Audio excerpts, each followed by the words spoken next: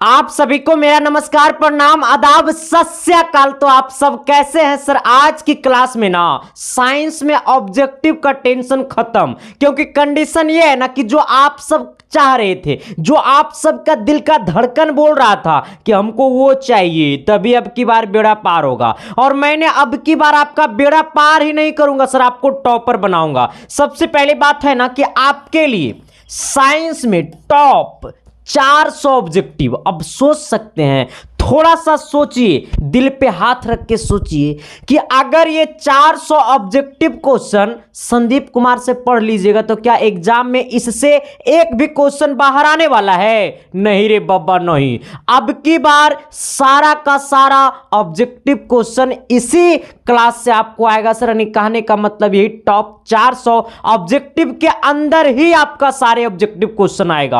अब दूसरी बात तो यह है कि सर आपने तो ये 400 ऑब्जेक्टिव क्वेश्चन करवा दीजिएगा तो क्या हम रट लेंगे? ना रे बब्बा ना, रटने की जरूरत नहीं है सर। रटने वाला कहानी संदीप कुमार के पास नहीं होता सर। यहां पे मैथ और साइंस को समझा जाता है और मैथ और साइंस को आपके खून में दौड़ा दौड़ा के मारा जाता है। अब दूसरी बात यह है ना कि ये इसका आज हमारा पहला क्लास है।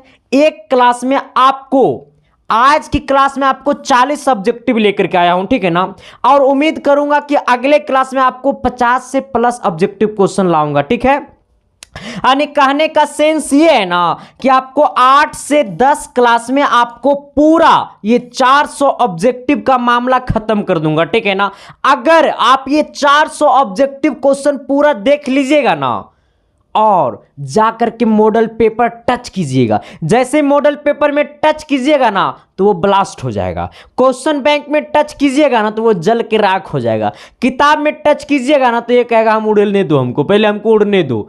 अगर बोर्ड एग्जाम में जाके बैठ जाइएगा, आप पेपर को टच कर जाइएगा तो पेपर कहेगा ना रे बब्बा ना, अब तुमको कोई छोड़ने वाला नहीं है। अब तुमको एक के बार तुम्हारा नाम टॉपर की लिस्ट में आने वाला है सर। देखिए, पहली बात तो ये है ना, और दूसरी बात ये कि पिछले बार 482 कैसे आया था मेरे यहाँ, बहुत सारे बच्चे जानते हैं। जिनको नहीं पता है तो जाकर के YouTube पे आप वीडियो देख लीजिए या फिर आप यहाँ पे आइए जाइए। काहे कहिएगा कि संदीप कुमार ने नहीं दिखाया, क्योंकि बहुत सारे बच्चे ऐसे हैं जो डेली नया नया बच्चे जुड़ते हैं, ठीक है। और जो नया नया जुड़ते हैं तो पहले आप यहाँ पे देख लीजिए, ये रिजल्टवा देख लो रे बब्बा इसकी साइंस क्लासेस के, ठीक है। अब देखो यहाँ पे 482 roll code, roll number, 400 plus marks वाले के 120 प्लस स्टूडेंट की संख्या था।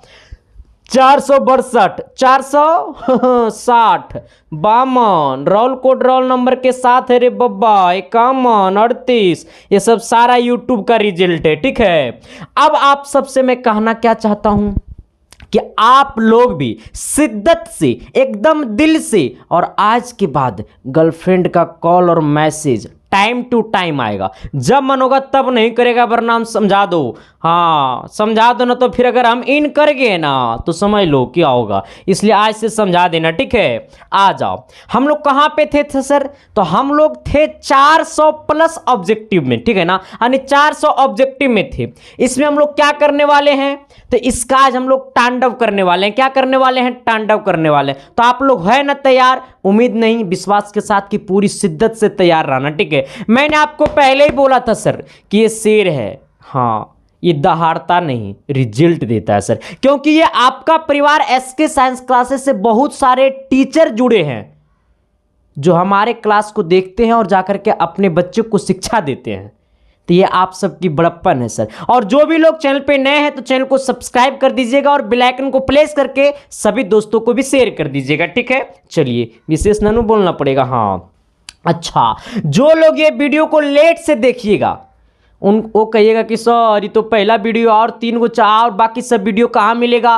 तो इसका यूट्यूब पे एक प्लेलिस्ट बना दिया गया है, ठीक है ना। ये प्लेलिस्ट में जाना और इसका प्लेलिस्ट में लिंक मिल जाएगा, या फिर यही वीडियो के डिस्क्रिप्शन में प्लेलिस्ट का लिंक डाला होगा, ठीक है, वहां पे मिल जाएगा। और इसका आपको पीडीएफ भी मिलेगा। पीडीएफ कहाँ मिलेगा? तो पीडीएफ टेलीग्राम पे मिलेगा। कहाँ पे मिलेगा? टेलीग्राम पे मिलेगा। टेलीग्राम का लिंक वीडियो के डिस्क्रिप्शन में दिया हुआ है, यहाँ पे टेलीग्राम आपको दिखाई दे रहा होगा, ठीक है। अब दूसरी बात यह है कि आपके एग्जाम के 30 मिनट पहले मैं भेज देता हूँ। पिछले बार भी मैंने भेजा था, वादा किया पूरा का पूरा हूबहू का हूबहू मैंने भेजा 30 मिनट पहले। प्रत्येक साल भेजता हूँ, इस बात को ज़्यादा अफवाह मतलब हवा में मत लेना, ठीक है ना, तो वरना पता चलेगा कि हम चल गए भीतरे। आ जाओ, चलिए सर आइए हम लोग पहला सवाल को टच करते हैं। पहला सवाल कहता है ना कि जब मैग्नीशियम फीता को जलाया जाता है तो उत्पन्न आग की लौ होती है।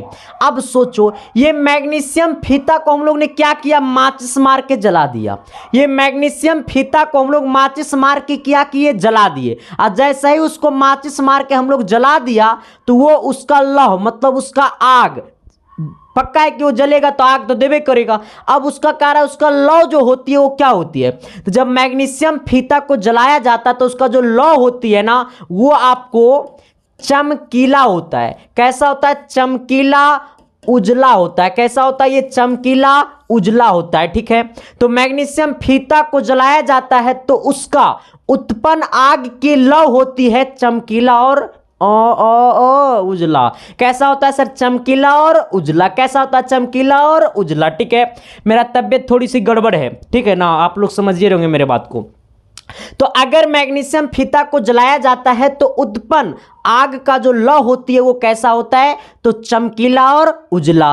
तभी तो कहोगे कि जब जब तुझको देखूं तो अरे जी घबराता है, अब प्यार में तेरा मेरा तेरा सब कुछ खो जाता है। कहता है निम्नलिखित में से कौन सा बूझा हुआ चूना है।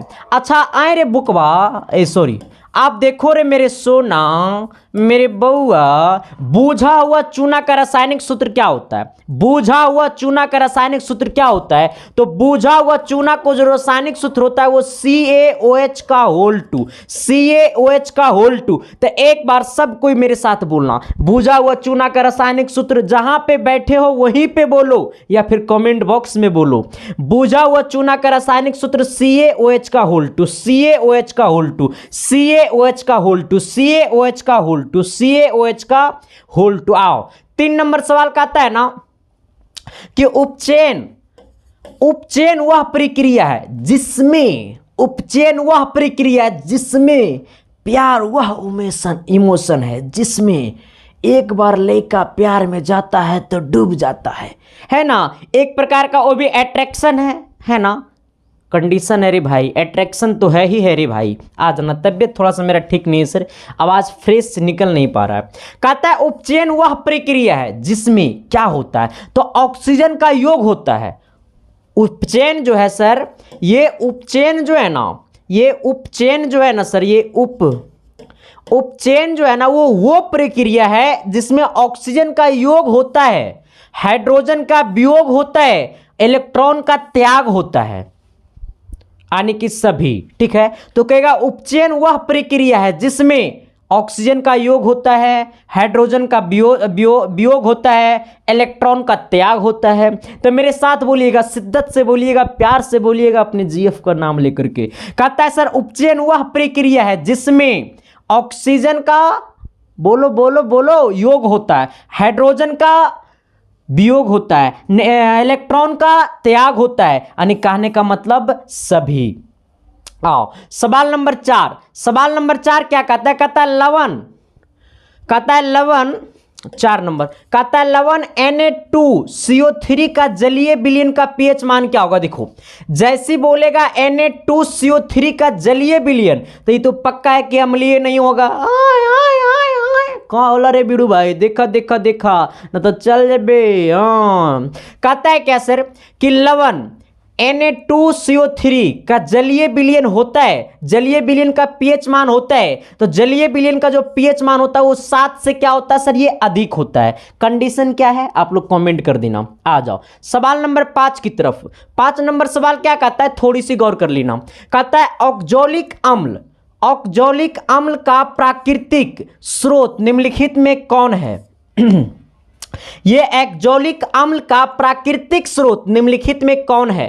संतरा है, टमाटर है, सिरका है, इमली है। सबसे पहले मैं आपको बता देना चाहता हूं सर, ये जो टमाटर है ना, तो टमाटर में ऑक्जेलिक अम्ल ही पाया जाता है। टमाटर में कौन सा अम्ल पाया जाता है? तो ऑक्जेलिक अम्ल पाया जाता है। टमाटर में कौन सा अम्ल पाया जाता है? तो ऑक्जेलिक अम्ल पाया जाता है। तो आपसे पूछा कि ऑक्जेलिक अम्ल का प्राकृतिक स्रोत निम्नलिखित में कौन है? अब देखो पूछेगा ऑक्जेलिक अम्ल का प्राकृतिक स्रोत निम्नलिखित में कौन है? तो ऑक्जेलिक अम्ल किस में पाया जाता है? टमाटर में पाया जाता है। अब तू सोच रे बकलुल्ला, अगर मेरे पापा जी हैं, हम हैं, कहेगा ये, अगर मेरे पापा जी से कोई दोस्त पूछेगा, मेरे पापा जी से पप्पे जी का दोस्त कोई पूछेगा, ए फलन बाबू आपका प्रोडक्ट कहाँ है? तो मेरे पापा जी समझ जाएगा कि पूछ रहा है मेरा बच्चा के बारे में, तो मेरे तरफ हाथ आएगा, इशारा आएगा ना मेरे तरफ। हाँ, तो यही कंडीशन ये पूछा ऑक्जेलिक अम्ल का प्राकृतिक स्रोत निम्नलिखित में कौन है? तो टमाटर है। आ जाओ, चलिए अगला सवाल की तरफ हम लोग बढ़ते हैं। टोटल 40 सवाल मैंने लाया है आज की क्लास में। सवाल नंबर आपका 6 होगा, जो भी होगा। कहता है सोडियम कार्बोनेट का अणुसूत्र है। सोडियम कार्बोनेट का अणुसूत्र देखो, जैसे आपसे बोलेगा सोडियम कार्बोनेट, क्या बोलेगा? जैसे बोलेगा रे मेरे बाबा तेरी आंखों में नजर निरात आता है। जैसे बोलेगा आपको सोडियम कार्बोनेट का अणुसूत्र, क्या बोलेगा? सोडियम कार्बोनेट का अणुसूत्र Na2CO3। जब बोलेगा आपको सोडियम कार्बोनेट का अणुसूत्र तो Na2CO3 मारना है आंख बंद करके, ठीक है? आंख बंद करके मत मारना, ना तो ए रंगाने के जगह बी रंगा जाएगा। बनने का टॉपर तो हो जाएगा तुम पीछे से टॉपर, समझ गया ना मेरे बातों के? हाँ, फिर तुम्हारी जी पता है क्या कहे, हे दैया हमने तो बुढ़ गया रे उससे प्यार करके। अब पढ़वे लिखवे ना करेगा तो क्या तुमको देख करके तुम्हारी जी ऐसे करेगी? मेरा भी अब तो दम पढ़ने में इंटेलिजेंट है। बकलोला तुमको देख करके उसका भी सर नीचा हो जाएगा, ठीक है ना? लड़की लोग तुम लोग भी पढ़ना, ना तो तुम्हारा भी अब कहेगा नहीं पढ़ती लिखती है बकलूली है। हाँ, तो इसलिए कंडीशन है सर, पढ़ो लिखो दोनों पढ़ो, तू भी पढ़ो वो भी पढ़ेगी। हाँ, तभी तो देश का नाम रोशन होगा सर, वो होते रहता है, ठीक है? आ जाओ, तो एक बार सब कोई शिद्दत से बोल देना, सोडियम कार्बोनेट का क्या होता है सर? अणुसूत्र तो Na2CO3। चलिए सवाल नंबर 7 की तरफ हम लोग बढ़ते हैं। 7 नंबर सवाल क्या कहता है? कहता है ना खड़िया का रासायनिक सूत्र क्या है? यही ना, खड़िया का रासायनिक सूत्र क्या है? देखो सबसे पहले आपसे पूछा है खड़िया, तो खड़िया का रासायनिक सूत्र क्या होगा? 7 नंबर आप लोग कमेंट बॉक्स में कमेंट कर देना सर, ये खड़िया का रासायनिक सूत्र क्या होगा? आप लोग थोड़ी सी शिद्दत से एक बार कमेंट बॉक्स में कमेंट कर दो। और चैनल पे जो भी लोग रहे हैं तो सर चैनल को सब्सक्राइब कर देना और बेल आइकन को प्रेस करके सभी गाँव टोले मोहल्ले में फैला देना। सवाल नंबर 8 की तरफ हम लोग बढ़ते हैं। 8 नंबर सवाल बड़ा शिद्दत से बोलता है अम्लीय विलयन का पीएच मान होता है। देखो सबसे पहले इस बात को सोचिएगा, जब आपसे पूछेगा अम्लीय विलयन या आपसे पूछेगा उदासीन विलयन, ठीक है, या आपसे पूछेगा क्षारीय विलयन, देखो यहां पे गौर करना, जब पूछेगा अम्लीय मार देना घपसना 7 से कम, जब पूछेगा उदासीन मारना 7 के बराबर, जब पूछेगा क्षारीय मारना 7 से अधिक रे बाबा रे। देखा ना रे बिड़ू भाई, जब आपसे पूछेगा अम्लीय विलयन का पीएच मान, जब पूछेगा अम्लीय मारना 7 से कम, जब पूछेगा उदासीन मारना 7 के बराबर, जब पूछेगा क्षारीय मारना 7 से अधिक, ठीक है? देखो ये मेरा मिशन है सर कि आपको टोटल 40 ऑब्जेक्टिव मैंने आज कराऊंगा, टोटल 400 ऑब्जेक्टिव कराऊंगा, जिसका ये हमारा पहला क्लास है। तो सारे क्लासेस में सिर्फ और सिर्फ ए बी टिक नहीं कराऊंगा सर, आपको उस तरह से पढ़ाऊंगा कि आपके भेजा में सेट हो जाए, ठीक है? आ जाना, बाकी आपका कॉन्सेप्ट वाला क्लास चल ही रहा है। तो अम्लीय विलयन का पीएच मान होता है, अम्लीय विलयन का पीएच मान 7 से कम होता है, उदासीन का 7 होता है, क्षारीय का 7 से अधिक होता है। हमसे पूछा अम्लीय विलयन का पीएच मान, तो 7 से कम, ऑप्शन नंबर बी होगा। चलिए अगला सवाल क्या कहता है? कहता है दूध से दही, क्या बोला सर? ये सवाल नंबर कितना है रे? दूध से दही 9 नंबर। कहता है दूध से दही बनने में निम्नलिखित में कौन सी क्रिया होती है? जब पहले था दूध है ना, अब मेरी मम्मी ने उसको गर्म कर दिया, गर्म करने के बाद उसमें खट्टा चीज जोरन डाल दिया, तो अब ये क्या बन गया? दही बन गया। अब सोचो कि जब ये बनेगा दूध से दही, तो क्या वो दही से दूध बन सकता है रे बकलुला? कहेगा हाँ गुरुजी हम तो दही से भी दूध बना देते हैं, तो तू चल जेबे ऊपरे। हाँ तो औरत से मर्द बना देंगे, मर्द से औरत बना देंगे। हाँ, अब सोचो सर, तो दही, दूध से क्या बना दिया? दही। और जब दूध से दही बनेगा तो मार देना किण्वन। क्या मार देना सर? ये किण्वन। क्या मार देना? किण्वन। क्या मार देना? किण्वन। चलो अगला कहता है हमारा शरीर पीएच के कितने पारस के बीच कार्य करता है? अब देखो, हमारा शरीर पीएच के कितने पारस के बीच कार्य करता है? तो हमारा शरीर जो है सर वो आपको 2.1 से 3.8 के बीच काम करता है। ठीक है, 2.1 से 3.8 के बीच काम करता है। कितना? 2.1 से 3.8 के बीच काम करता है। यानी इसको कितना होगा? ऑप्शन नंबर सी होगा। अगला सवाल नंबर अगला कितना आपका? 11 नंबर है। 11 नंबर सवाल क्या कहता है? थोड़ी सी गौर कर लेना। कहता है सक्रिय धातु अम्ल से विस्थापित करती है। अच्छा, सक्रिय धातु अम्ल से विस्थापित करती है H2। सक्रिय धातु अम्ल से विस्थापित करती है H2। क्या सर? ये H2। क्या सर? ये H2। आ जाना।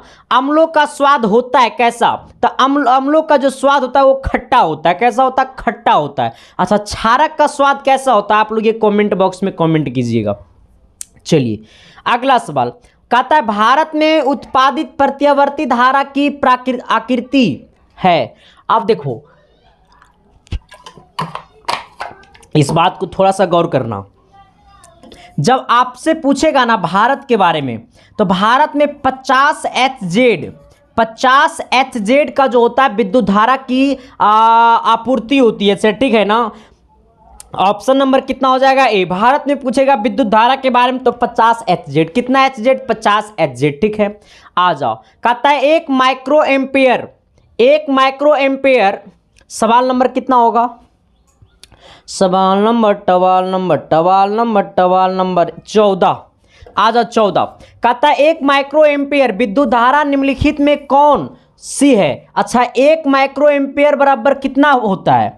तो 1 माइक्रो एम्पियर बराबर होता है 10⁻⁻6 एंगस्ट्रॉन। ठीक है ना? 1 माइक्रो एम्पियर बराबर कितना होता है? 10⁻⁻6। 1 माइक्रो बोलेगा तो 10⁻6 बोलना। ठीक है, यहाँ पे बोला 1 माइक्रो एम्पियर बराबर होता है 10⁻⁻6 एंगस्ट्रॉन। ठीक है, 1 माइक्रो एम्पियर बराबर होता है 10⁻⁻6 एंगस्ट्रॉन। ठीक है, चलो अगला सवाल, सवाल नंबर 15। सवाल नंबर 15 क्या बोलता है? थोड़ी सी गौर कर लेना।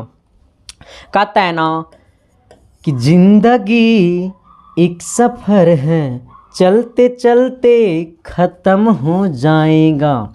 बोलता है 1 HP बराबर क्या होता है? तो 1 HP बराबर खोपचा नहीं होता है, 746 वाट होता है। ठीक है, 1 HP बराबर क्या होता है? तो बकलोला को बोल रहा है सर खोपचा होता है ना। 1 HP बराबर होता है 746 वाट होता है। ठीक है, समझ में आया नु रे? भेजा में गया नु रे? ना गया रे? तो चलो अपना साली से शादी करो देंगे।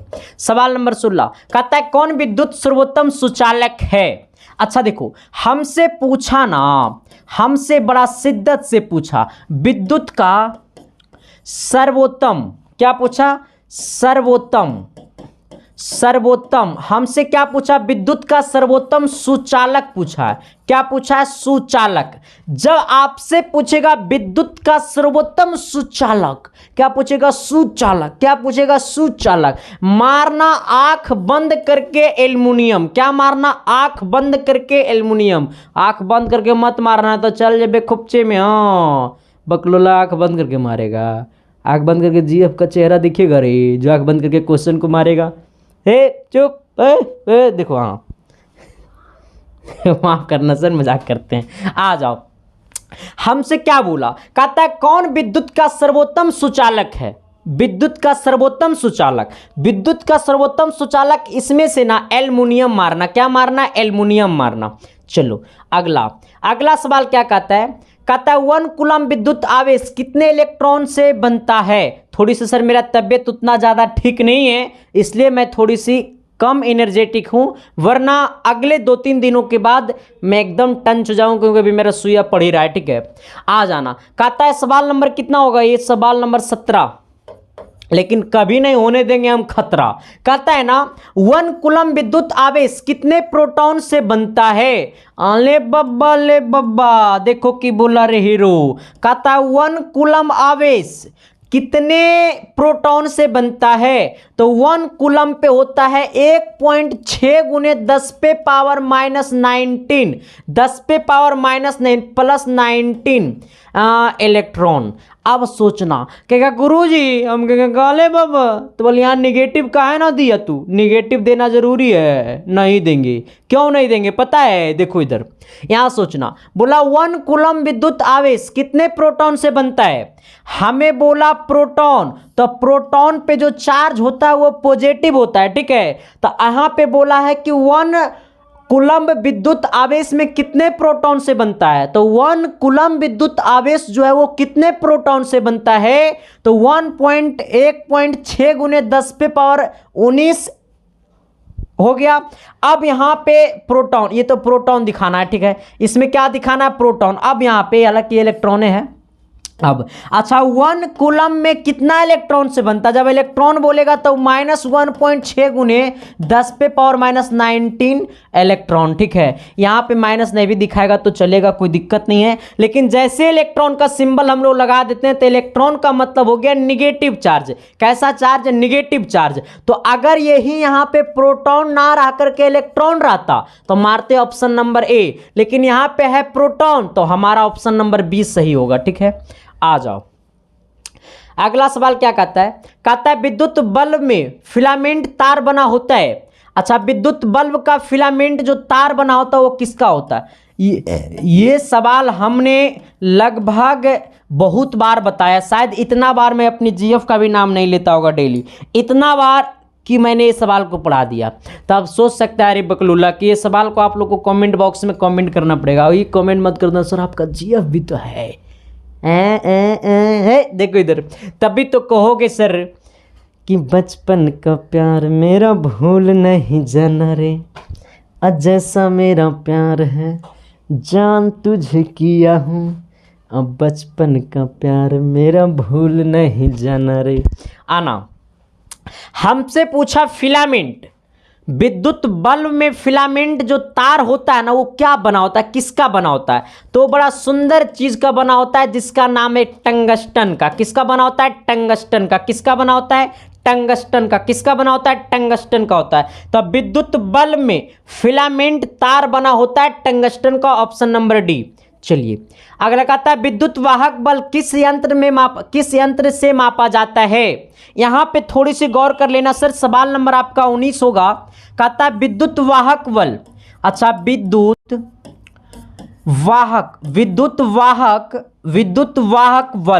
विद्युत वाहक बल जो हमें किस यंत्र से मापा जाता है, विद्युत वाहक बल जो होता है वो किस यंत्र से मापा जाता है, तो ये जो है सर वो वोल्ट मीटर से मापा जाता है। किससे, वोल्ट मीटर से मापा जाता है। किससे, वोल्ट मीटर से मापा जाता है। किससे, वोल्ट मीटर से मापा जाता है। किससे, वोल्ट मीटर से मापा जाता है। अब कहिएगा सर, हम कहेंगे का एकरा में तुम लोगों को जराएगा। हमने आपको बोला वोल्ट मीटर, आपने भी रट लिया वोल्ट मीटर, लेकिन आपको कंडीशन यहां पे मामला फंस जाएगा।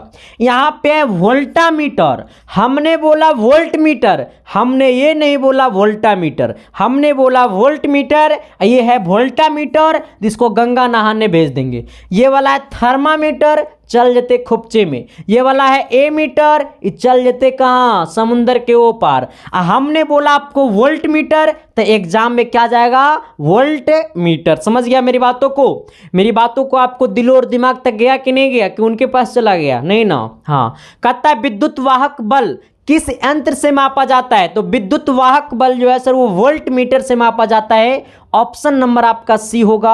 ऑप्शन नंबर क्या होगा सर, ये सी होगा। सवाल नंबर अगला की तरफ हम लोग बढ़ते हैं। सवाल नंबर अगला क्या कहता है, सवाल नंबर आपका 20 होगा।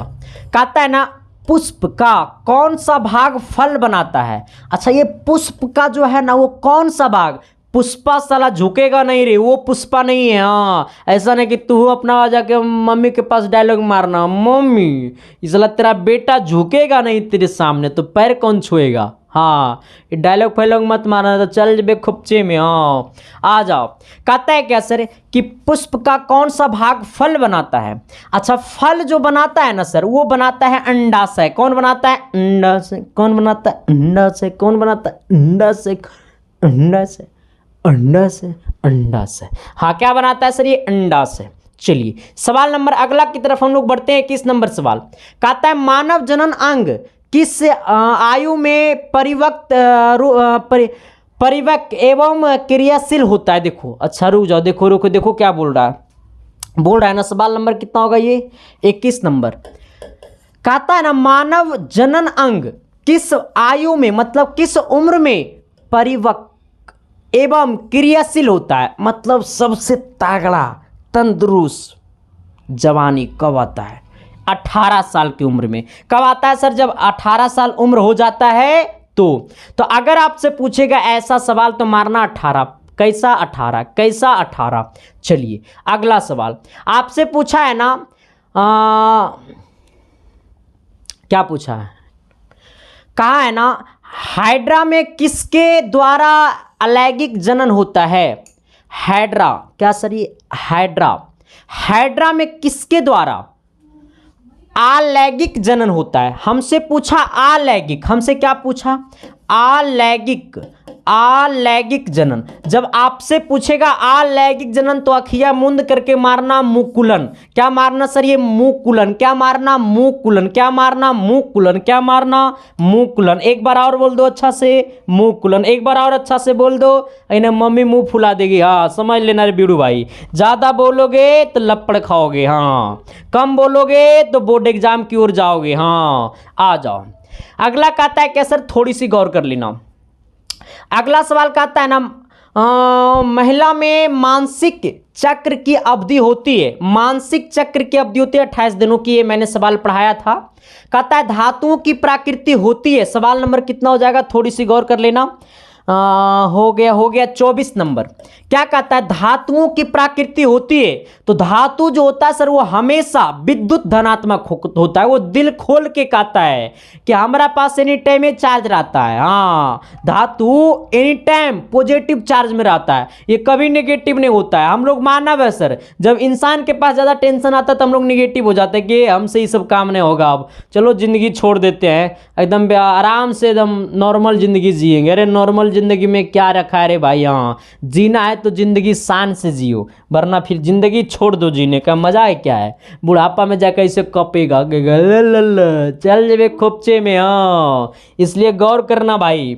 देखो ऐसा नहीं कि कंडीशन ये नहीं है कि अगर मैं बोलता हूँ तो उस लायक मैं भी नहीं हूँ। हाँ, मैं भी उस लायक नहीं हूँ, क्योंकि देखो इंसान जो है ना वो हर इंसान अपना स्वार्थी के लिए काम करता है। मेरा भी कुछ सर मकसद है, ऐसा नहीं कि मैं समाज सेवा कर रहा हूँ पढ़ाने का, नहीं। अगर यूट्यूब कल से पैसा देना बंद कर देगा, मैं परसों से वीडियो डालना बंद कर दूंगा। मैं क्या, जितना यूट्यूबर है सब वीडियो बनाना बंद कर देगा, वीडियो डालना बंद कर देगा। हाँ, तो पैसा देता है तो लोभ है पैसा कमाने का, क्योंकि पैसा के बिना पूरा परिवार नहीं चलता है सर, तो हम क्या चल पाएंगे? ठीक है, ये बोर्ड नहीं चलेगा पैसा के बिना, तो हम क्या चल पाएंगे? तो हर दुनिया में हर किसी का एक मतलब जो होता है ना सर, स्वार्थ के पीछे दुनिया काम करता है। हम चाहे कोई भी हो, अगर कोई आपको कह रहा है कि मैं फ्री सेवा दे रहा हूं, खाली इसको यूट्यूबर पैसा देना बंद कर देगा, देखो अगर नानी का याद आ जाएगा, समझा? तो ऐसे भावना में आप लोग मत जाइएगा, क्योंकि दुनिया का हर इंसान पैसे पे चलता है सर। हर इंसान पैसे पे चलता है सर, कोई ऐसा इंसान नहीं है जहां पैसे पे नहीं चलता है। अरे अब इतना ही समझ लो ना कि पूजा करने जाते हैं तो वहां पे भी एक रूल बना दिया जाता है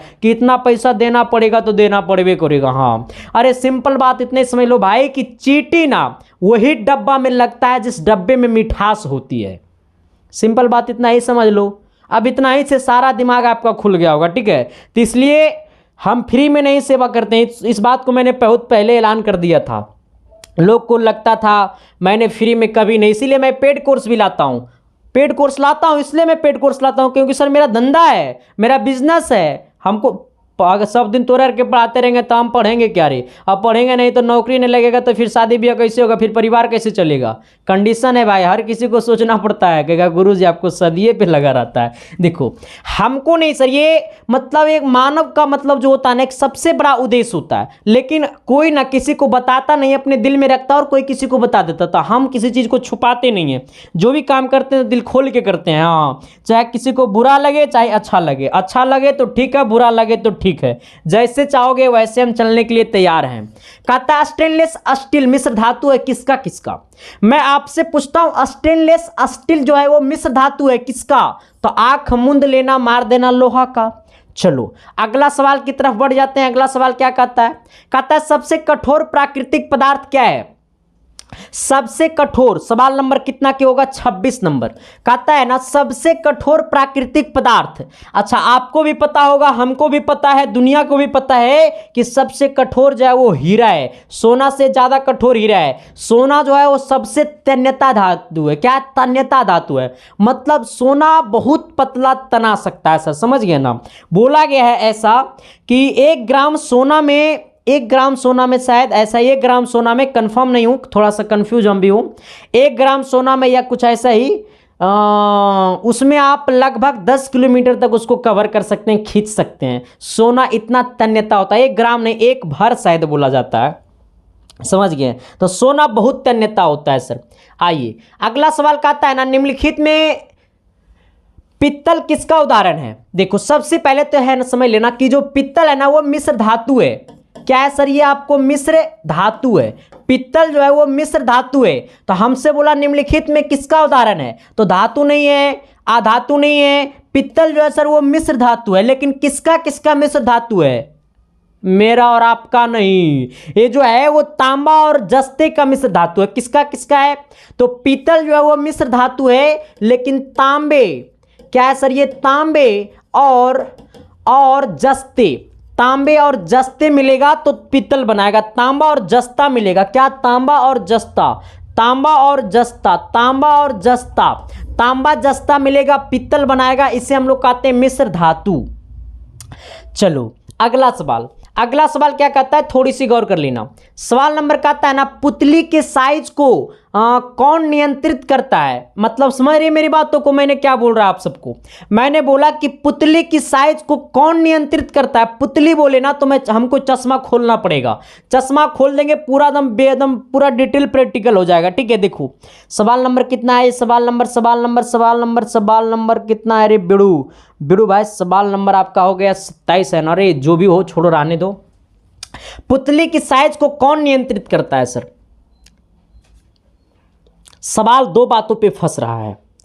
अगर आपसे पूछ दिया होता ना कि पुतली के पीछे क्या होता है, और सवाल यहां पूछ दिया कि पुतली के साइज को कौन नियंत्रित करता है, तो पुतली के साइज को प्रतिबिंब नियंत्रित करता है। और प्रतिबिंब जो है सर वो रेटिना पे बनता है। इसलिए मैंने 100% श्योर बोल सकता हूं कि पुतली के साइज को रेटिना नियंत्रित करता है। ठीक है, मेरी बातों को ऐसे समझना। पुतली की साइज, पुतली की साइज, पुतली की साइज। हाँ, एक होता है आइरिस होता है, जो मैं पूरा मानव नेत्र पढ़ाऊंगा ना तो आपको पूरा डीपली पढ़ाऊंगा, लेकिन यहाँ पे हमको थोड़ा सा शॉर्ट भाषा में समझना, क्योंकि हमारा मिशन है 400 ऑब्जेक्टिव। कहता है पुतली के साइज को कौन नियंत्रित करता है? तो ये जो साइज है ना वो प्रतिबिंब पे नियंत्रित होता है। अब प्रतिबिंब को कौन कवर करता है? तो रेटिना कवर करता है। तो हमें ये सारे बात हो जाए वो रेटिना में छुपी है, तो ऑप्शन नंबर क्या हो जाएगा? डी हो जाएगा। चलो अगला सवाल कहता है ना निकट दृष्टि दोष का निवारण किस लेंस से होता है? ये सवाल तो शायद मैंने उतना पढ़ा दिया कि जितना मैंने डेली घर बात भी नहीं करता हूँगा।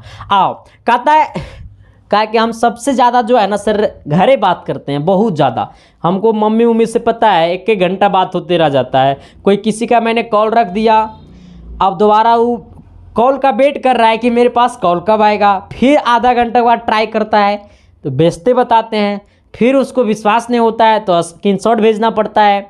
तब सोचता है अरे यार ये मम्मी से इतना बात करता है। तो हम लोग मतलब हम ना बहुत ज़्यादा बातें करते हैं, पता नहीं मतलब क्या रीज़न है। कहानी निकल गया तो देखबे नहीं करता है। हाँ ऐसा ऐसा कहानी निकल जाता है। आ जाओ, कहेगा सर जी शादी करने का भी कहानी निकलता होगा। नहीं रे बब्बा, कहा है निकट दृष्टि दोष। क्या बोला है सर? ये निकट दृष्टि दोष। क्या बोला है? निकट दृष्टि दोष, निकट दृष्टि दोष, निकट दृष्टि दोष।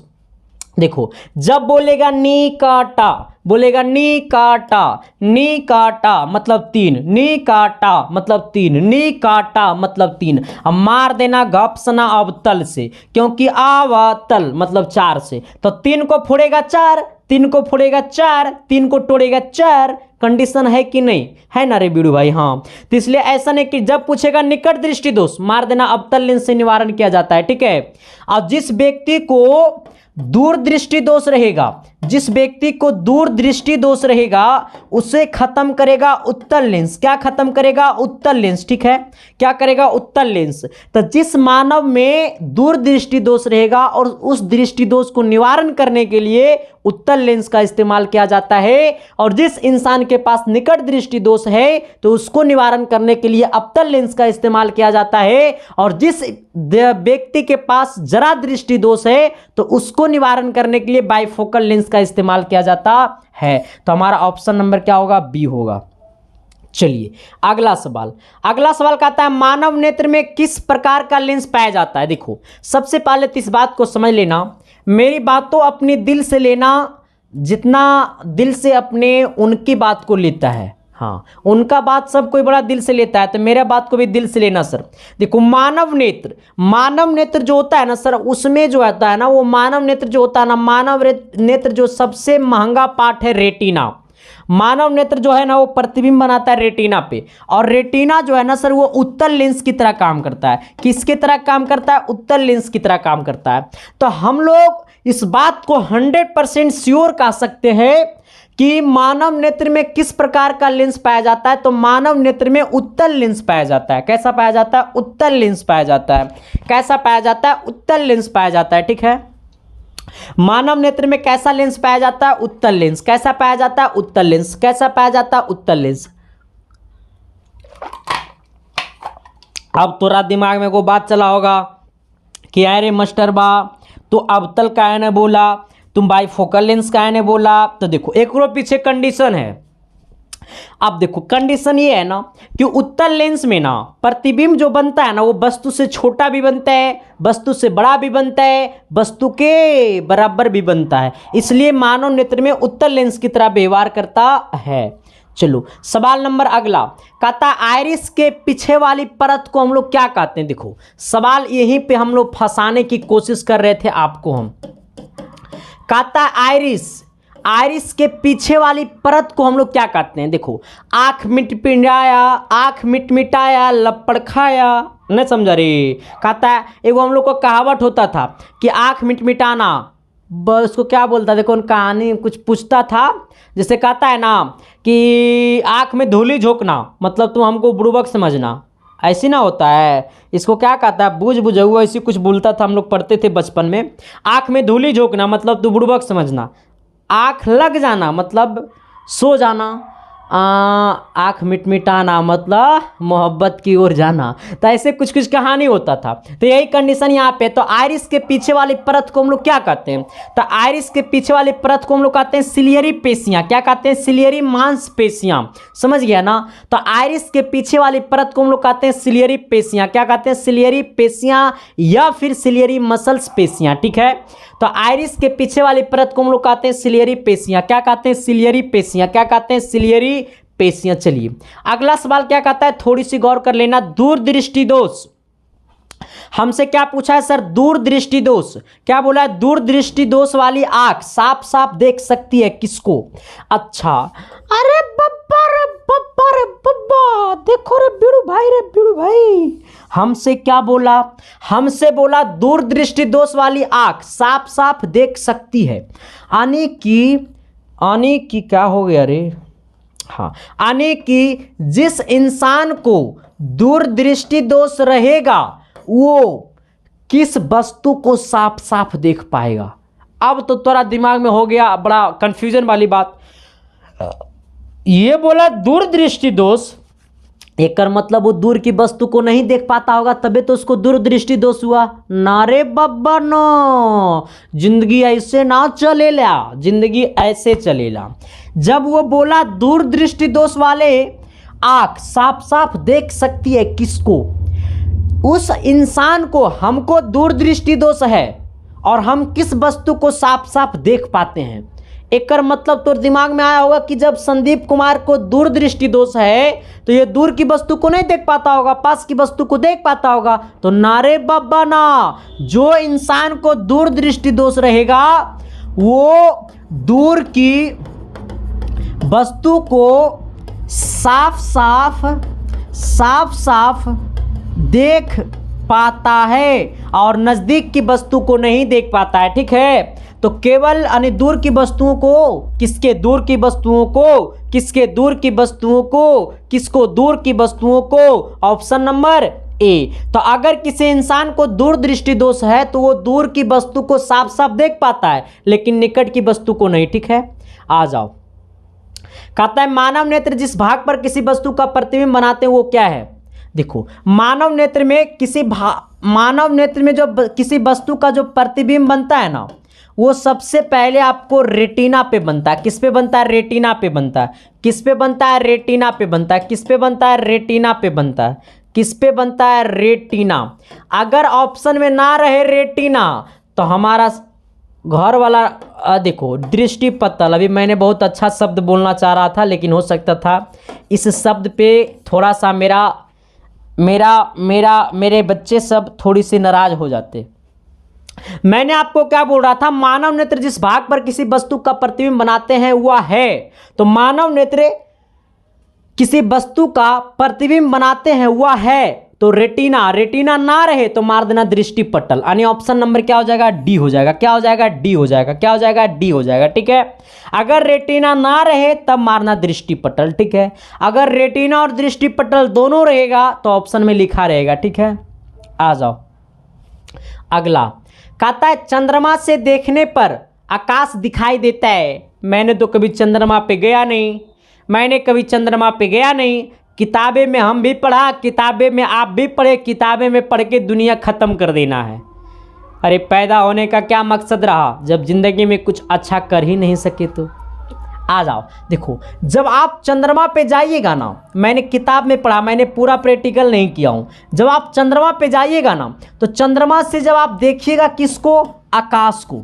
चंद्रमा से आप किसको देखिएगा? आकाश को। किसको देखिएगा? आकाश को देखिएगा। आकाश किसी का नाम नहीं, आकाश को देखिएगा। तो चंद्रमा से जब आकाश को देखिएगा तो आपको काला दिखेगा। कैसा दिखेगा? तो ये काला दिखेगा। कैसा दिखेगा? काला दिखेगा। कैसा दिखेगा? काला दिखेगा। ठीक है, तो चंद्रमा से जब आकाश को देखिएगा तो काला दिखती है। कैसे दिखती है? काला दिखती है। कैसे दिखती है? काला दिखती है। हाँ, अगला। कहता है आकाश का नीला रंग होना किस परिघटन का परिणाम है? आकाश का नीला रंग होना किस परिघटन का परिणाम है? तो जब आकाश का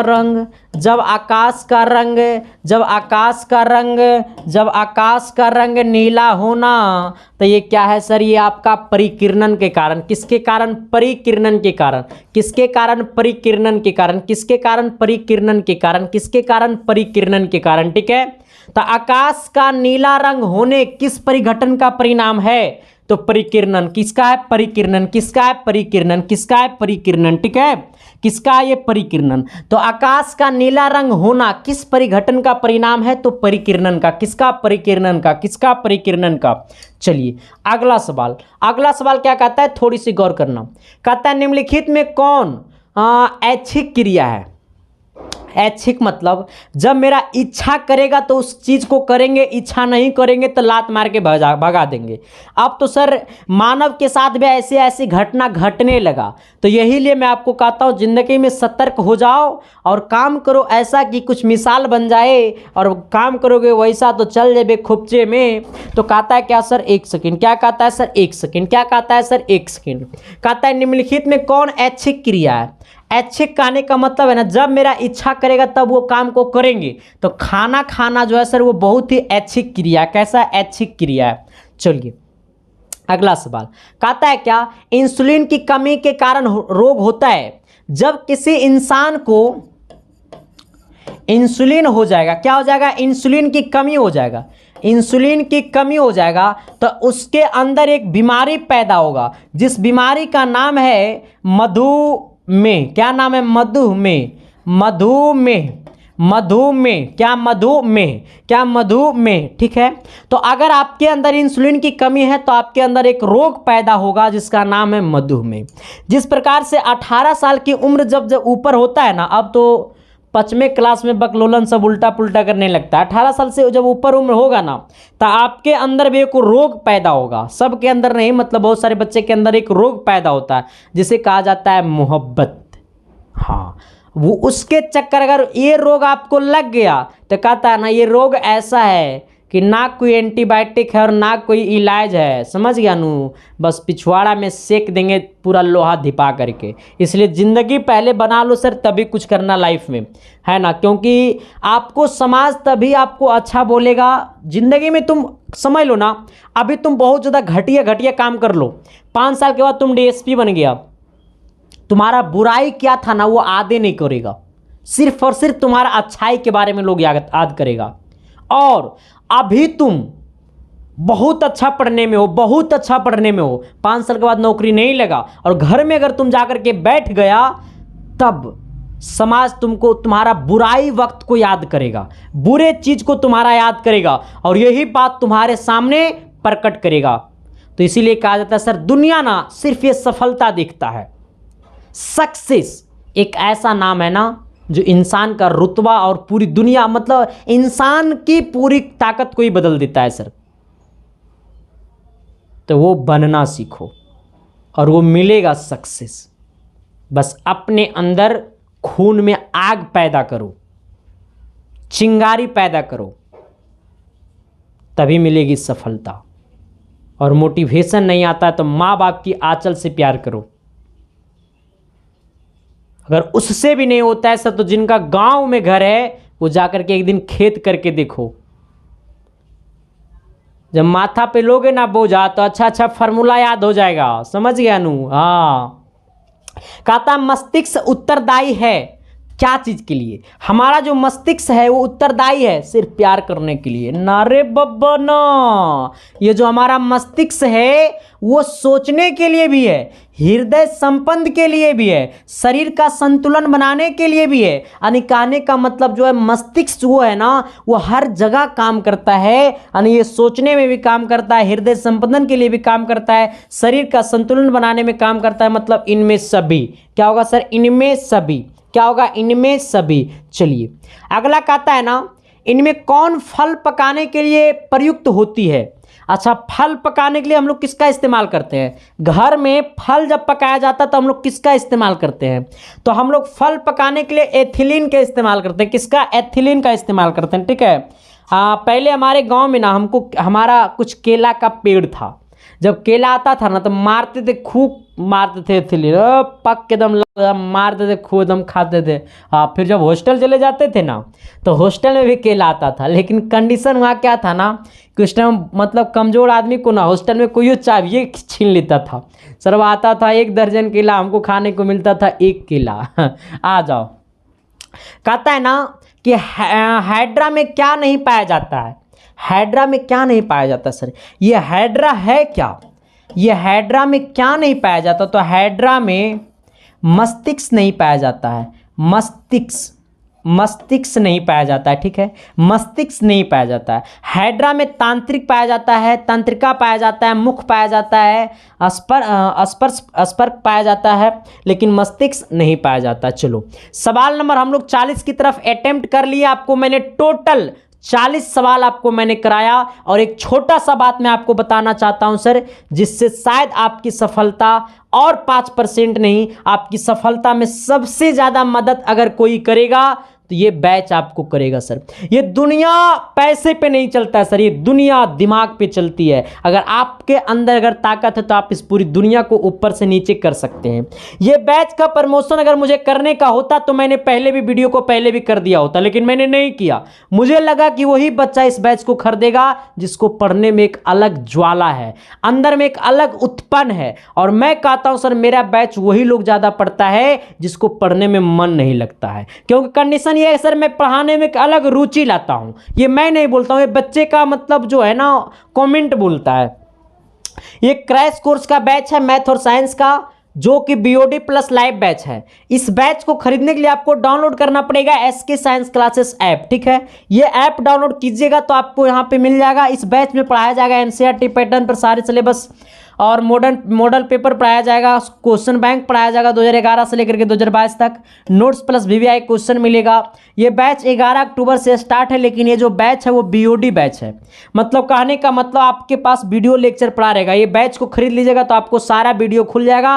वो वीडियो को आपको जितना मन करे उतना बार देखो, जब तक मन करे तब तक देखो, एग्जाम तक देखो, कोई दिक्कत नहीं है। प्लस लाइव बैच भी है, ठीक है। तो ये 11 अक्टूबर से स्टार्ट ही हुआ, प्लस ये लाइव बैच भी है। अरे क्या हो गया,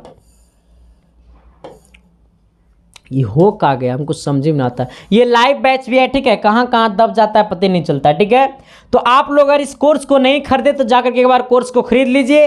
और जो लोग पे फोन, पेटीएम, गूगल पे सब खुद से नहीं चलाते हैं ना, तो आप इस नंबर पे अपने चचा से, भैया से, मौसी से, मौसा से, भाभी से, साली से, जिनसे इस नंबर पे पेमेंट करवा देना है 299 रुपया। और यही व्हाट्सअप नंबर पे पेमेंट का स्क्रीनशॉट और ऐप डाउनलोड कीजिएगा तो इसमें मोबाइल नंबर और पासवर्ड मांगेगा, तो साथ में मोबाइल नंबर और पासवर्ड भेज दीजिएगा। 10 मिनट के अंदर आपको कोर्स में जोड़ दिया जाएगा, ठीक है। और कॉल करने का कोई सुविधा नहीं है, यही व्हाट्सअप कॉल कर सकते हैं, इसी नंबर पे व्हाट्सअप पे मैसेज कर सकते हैं, आपको सारे डाउट का क्लियर हो जाएगा, ठीक है। तो थैंक यू, लव यू, मिलते हैं आप सबके बीच अगली क्लास में सर। तब तक के लिए बाय। क्लास कैसा लगा सर कमेंट करके जरूर बताना। Thank you, love you.